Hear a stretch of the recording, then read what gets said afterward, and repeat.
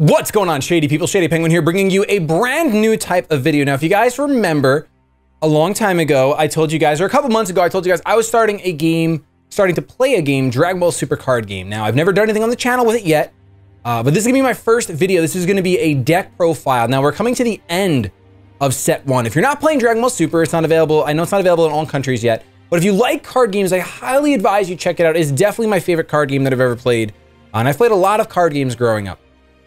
So this is definitely a winner. If you like Dragon Ball Z, even if you don't, I have some friends who don't really care for Dragon Ball Z, but the mechanics of this game are so solid that they're just great. What I'm gonna do is I'm gonna leave a link in the description to an app you can download. I'm gonna leave a link to both the Google Play and the iOS. So if you have a mobile phone, you can actually learn how to play the card game. If you don't know what I'm talking about, you've never seen this game before, and you wanna learn it, please do so. The game is incredible. You won't regret checking it out unless you live in a country where they don't sell cards, then you might regret checking it out. However, if you're looking for cards, hit me up on Twitter. I might just post a bunch on eBay because I have so many extra. I still have sealed set one boxes and starter decks. So if you're looking to get into the game for the first time, let me know on Twitter because I'd like to deal with mainly you, not with people that are just looking for extra product. I want to get more players involved in the game. So with that said, I know a lot of you guys might just be here from the Super page on Facebook. So I'm going to get into the deck profile. This is going to be a green, well, not really green. It's really red-blue Gohan. It's red-blue Gohan. Gohan is a green leader, but I play him with red-blue. I've been playtesting for weeks and weeks now, trying to find different decks. My first deck I ever I got first place in the tournament with was yellow-green Frieza. That was way back when the game first came out. That was in August or July. I think it came out late July, so early August probably was when we had our first local. But I tried a bunch of garbage decks, and I mean hot garbage. I went like 2-3 in tournament, 2-2, 3-2, and just didn't top. But then finally, a couple weeks ago, I made this deck. And it's really, really good. I really like it. Maybe you guys will like it too. So it uses the Sun Gohan leader, which if you don't know, this card basically says whenever you attack, if you have more life than your opponent, you draw one card. And that's really, really important because this card can start gaining you early game momentum. When it awakens, once you have 4 life, it goes to full power Sun Gohan, which draws a card every time it attacks. And also, you can pay 6 energy to pop the field. Now this, I feel like, is one of the most skill-intensive leaders because you have to know when it's the right time to pop. Just because your opponent has cards in the field doesn't mean it's gonna be the right time to pop. If it makes you have a super slow turn, say it's on turn 6 or on turn 7 would be realistic when most players would use it for the first time. You're gonna have 1 energy open, you have no play, and your opponent just cleared your board, so you're just gonna be 0-0, then it's not worth doing. If you have a card on the board and you have like a 5-drop of Princess Speed, which we'll get into, then it wouldn't be a bad idea to clear his board if he has at least cards adding up to 6. But the general rule of thumb is if you're not gonna have a strong play and you're gonna be left with an empty board, you're most likely not gonna do this unless you're in a really, really sticky situation and you have the cards in your hand to defend, like a blue negate or a couple blue negates. It takes a lot of practice, I feel like, to find the right situations to use this card correctly. But that's our leader for this deck. Now, what I'm gonna do when I go through the deck is I'm gonna just talk about like different situations that I've been in, and we're gonna get like the super staples out of the way. We're running 4 trunks. Obviously, it's the 10K blocker. You block with this when you have 4 or less life, and of course you go ahead and you draw a card. So I think this is pretty much a staple in every deck. I don't think anyone out there really argues. Very few decks would say no, maybe if they're super aggro, but even still, I would still say no. So I run 4 of these, of course, and it has to be the trunks because Gohan is a green leader. Then we're gonna get into our negates. I'm running 4 blue negates. Like I just mentioned, you'll get into a lot of situations with this deck where you only have 1 mana open. So running the blue negate that can untap and abuse itself is really, really nice. You can negate as many times as you have in your hand. So it's a really cool card. 4 of them is definitely a must, in my opinion. Then I'm actually playing 1 Vados Assistance, the 1 lone red. Now, when it comes to red in this deck, feel free to change up the profile as much as you want. This is just what I've found to be the balance that I need. But I run 1 Vados Assistance just to have that 1 extra negate. Sometimes it'll catch your opponent off guard. Let's see. Then we're gonna run into I'm gonna tackle the blue staples that I think that are pretty much blue staples in almost every deck. This deck does run the ramp engine, so that's pretty much gonna include the staples. I run 4 Senzu Beans. Senzu Beans are 100% necessary for this deck. The bread and butter of this deck we haven't gotten to, and we're probably not gonna get to for a little bit, but I'll just tell you guys, it's Hit. Hit is the bread and butter of this deck. Using Gohan to gain early advantage, gain card advantage, draw through your deck as soon as possible, and then try to get to double hit your opponent. Because everyone in this game, they don't mind going down to 4 life right now. 4 life is where they wanna be. Unless they're running results of training, they want to be at 4 and they want to awaken. However, being able to double hit your opponent is really, really important. And Senzu Beans are used for that in this deck. Now, of course, this is a card in this deck. I'll tell you guys right now, do not use this card offensively. Do not use this card just to gain 5k on a battle card or your leader. It's not what it's for in this deck. You can go for it, but it's not going to help you win, in my opinion. What helps you win is being able to restand an energy. You tap 1 and then you untap 2. So every time you play Senzu Bean, you get to go +1 energy. And that's going to be important for trying to double hit your opponent as soon as possible. We'll talk about that more once we get to hit, but for Senzu Beans, super necessary, super staple. I would only ever use the untap energy or as a defensive measure. If I need to survive a turn and I need to gain 5k, 10k for the rest of the turn, then you got to burn them. But try your best not to charge those or use them offensively. Then we're running 4 Bulma God Tempter, of course. This fishes out the Whis. Like I said, thinning your deck, drawing more cards. That's what you want to do as soon as you can with this. So 4 Bulma the God Tempter for sure. Then we're running 3 Whis, the exact card that Bulma fishes out. So I wanted to have those back to back. I'm running 3. You can run 4. I've found that 4 Bulma, 3 Whis is just the sweet spot for me in my RNG habit. So we're going to say go with that. Change it how you want. But this card, of course, it lets you ramp. It lets you take a card from on top of your deck and add it to your energy. Now, of course, there's the chance that you hit an SPR hit. There's a chance that you hit a Senzu Bean. That stinks, but you got to rebound from that. You can rebound from that. Then I'm playing 4 Objection. I'm playing 4 Objection, all right? Not pretty positive. Yeah, I am. Here it is. I was going to say, you better play 4 Objection. In this deck, you really want to play 4 Objection, mainly because I understand that it's a dead card late game, but you really want to hit this turn 2. If you don't hit this turn 2, it doesn't ruin the deck. I've won games when I don't hit a turn 2, so I guess I would say it's completely necessary. If you want to run 3, you can run 3. If you want to run 0, go for it, but I don't advise it. And the reason why I say that is because in this deck, this card really isn't that dead late game. Like I said, the whole point of this deck is to do the hit combo, is to hit. And sometimes you're going to want to Objection. When you see that next turn you can win, if you say you would need 9 energy to win, but you only have 7 after charging, you play an Objection on turn 7, and then you just pass, and you save everything to be defensive. And then you say, okay, next turn I'm winning because I already have a hit on the board, or I'm going to go hit, evolve, and then stand with Senzu Bean and hit again. So I run 4 Objection because I think it's a great card. Now, this next card, I run 2 results of training. We're done with the ramping. So I run 2 results of training. This card saves me so much, especially against the Beerus Whis stall. You draw so much with this deck that you're gonna see this. Like between, you'll see Cabba, we draw our life. We draw from Gohan. You obviously thin your deck out with Bulma.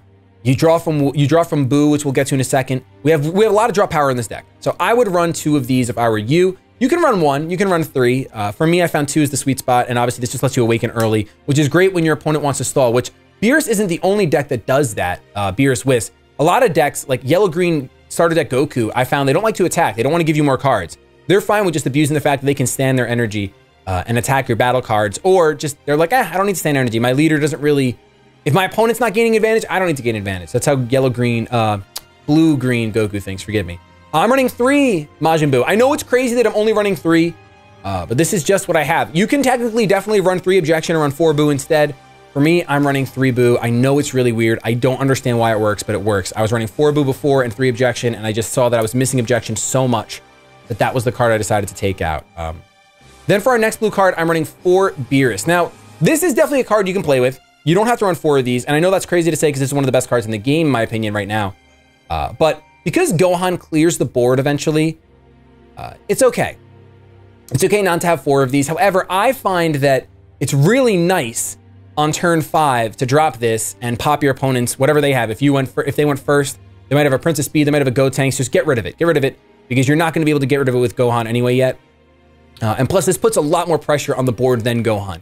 If you have the option of popping 1 card with Gohan's effect or using Beerus, you're going to use Beerus every time. Even if you have the option of popping, say your opponent has 2 battle cards out. Instead of using Gohan, you can always drop this, save 2 energy, and then attack maybe if one of them are resting, or just get rid of the big threat and leave the small one behind. So I run 4 of these. I think it's a great card. You can run 4, but you can also do whatever the heck you want. Then my last blue card in this deck is Prince of Speed. I run 4 of these. I think it's 100% necessary to run 4 of these. They are the draw power. You get to draw 2 when you play this card. Cost 3 blue, and then 2 whatever you want. But being able to draw 2 is ridiculously good in this deck. You want, like I said, the whole deck is working towards gaining hand advantage and seeing hit. So don't really need to say much more about that card. Prince of Speed is a fantastic card in this deck. Then we're going on to red cards, and I'm really excited about this because this is obviously everything you've seen so far has just been like basic blue. And now we're going to throw in some basic red, and it works out really well together. So we have Saiyan Cabba here. Of course, this card is the card you want to see on turn 1. You want to see this card on turn 1. Can't say that enough. When you mulligan, since we're here now, what you're mulliganing for, in my opinion, is you're mulliganing for a Cabba, you're mulliganing for an Objection, well, you're mulliganing for a Cabba if you're going second. This deck prefers to go second. So you want to see Cabba. If you're going first, you want to see a Bulma and you want to see an Objection. You don't really care too much about seeing a Cabba. It would be great if you can, but Bulma's a higher priority, I think, when you're going first. If you can get Bulma and Cabba, that's a win-win, of course, because then you actually have a turn 1 play, and then you have your turn 2 plays Objection, and then you know on turn 3 you're probably going to drop your Saiyan Cabba. Actually, no, you're not, because on turn 4, that's what I can't wait till set 2. Okay, we run 4 Cabba. I'm getting sidetracked now. You run 4 Cabba, and the reason why you run 4 Cabba is because when you play this, say you're going second, and you attack with Cabba, you deal 1 damage to yourself, and then you deal 2 to your opponent, because they're not going to, chances are they're not comboing to block it. They're just not. So they're going to be at 6, and you're going to be at 7. Now when you attack with Gohan, you are drawing a card. So you get to draw 2 cards, one off Cabba and one off Gohan. Of course, now you're putting your opponent at 6. This deck does get a little aggressive, and you have to know when it's okay to be aggressive and okay to not. Certain matchups, you don't want to be aggressive. Blue-green Goku, starter deck Goku, you don't want to be aggressive. Do not be aggressive against that deck. It just doesn't work out. Then we're running, and I love this card, 2 Kai the Attendants. Now, I'm running 2 of these just because it's another turn 1 play. It's another I'm going second, and I didn't see Bulma, and I didn't see Cabba, so I'm going to play this, attack my opponent. Either I'm going to force a combo, or I'm going to deal a damage, and then I can attack with Gohan. I now have 8 life. They have 7. I can draw a card. It's just for that quick hand advantage you can get. And it's actually great that it doesn't have double strike, because for me, I would actually rather attack with Kai the Attendant on turn 1 instead of Cabba, because I don't deal 2 damage. I only deal 1. So you kind of slow the pace of the game down a little bit, but you gain that advantage where Gohan's going to get an extra attack before they awaken. Then, of course, the deck ends with just the hit engine. If you guys don't know, I'm running 4 2-drop hit. Of course, that's pretty much necessary because the whole point of the deck is the hit engine. And then, I know this is really weird considering the whole point of the deck is the hit engine, but I'm running 3 hit. You can change that up. I found that 3 works best for me. 4 is not, 4 was just clunky for me. I don't know what it was. You can definitely take out like one of the Kai Attendants for a hit. If you feel like the Kai Attendant card is dead, go for it. I mean, that's something I would even consider doing for sure, because you're just fishing for that Cabba in most matchups. But you know, you want to play this, you evolve it, and your opponent takes 2 effect damage. So that damage goes right to their hand. You got to be careful about that. You don't want to evolve and give your opponent more cards if you're depending on attack to finish them off. Really what you want to do is you want this to be your game ender. And I've done it many, many times. Last tournament, last Tuesday at the locals, this is how I won most of my games, was hitting people, just hitting them right across the face, just smack! And it works. It's really, really cool. So big things with this deck to take away. You're creating hand advantage the whole time. You have the ramping blue engine in there. You have some spot removal with Beerus. But more importantly, you have that draw power, and everyone wants to get to 4. So you want to hold on. I don't think you want to find those hits turn 1. These hits, you don't want them in your hand, in my opinion, because you're going to end up charging them. You actually want to mulligan these back right into your deck if you can, because you're going to draw so much with this deck between the draw power, Prince of Speed, Majin Buu, Gohan, etc., that you're going to see them. You're going to see them before you lose, unless you're going against super aggro, and if you are, you just play aggressive too. You have your Cabbas, you have your Prince of Speed, you have your Beeruses, you can go on the aggro with this deck. You have Senzu Beans. That might be the only time you're going to go with offensive Senzu Beans. When you realize you're not going to hit combo, don't be afraid to use them. But I still think Senzu Beans should always be used as either a defensive card or to manipulate your energy. That's just me though. But that's the deck profile. You guys can let me know what you think in the comment section down below if you're familiar with the game. If you're not familiar with the game, like I said, hit me up on Twitter. I have a lot of extra cards. I can sell for them just at MSRP. I'm not trying to gain extra money off of it. I just want to get my money back that I spent. And hopefully we can get some more of you guys in the game. If you don't want to buy actual sealed product and you'd rather just buy decks, I can whip those together too and just sell them to you using like eBay prices so that everything's fair. I'm not trying, like I said, I'm not trying to make a profit. I just want to get more players involved. This game is a lot of fun. Organized play is starting in December, I believe. So it's going to be super hype. Let me know what you guys think of the build. I know these kind of things, people can be critical. It's totally fine. I know that it works. It's been working for me for weeks now. I don't really have, I'd say for bad matchups, your best matchups are aggro. So if someone goes like Vegeta or Ginyu, you should feel good because you're probably going to win. Because they're going to hurt themselves, and then you know that you don't have to do any extra damage. You're just going to attack with your leader, attack with nothing else. Attack with your leader, attack with your leader. Unless you're attacking battle cards, then feel free to attack whatever you want. That's it though. Like I said, looking forward to seeing what you guys think. Have yourselves a fantastic day. But above all else, keep it shady.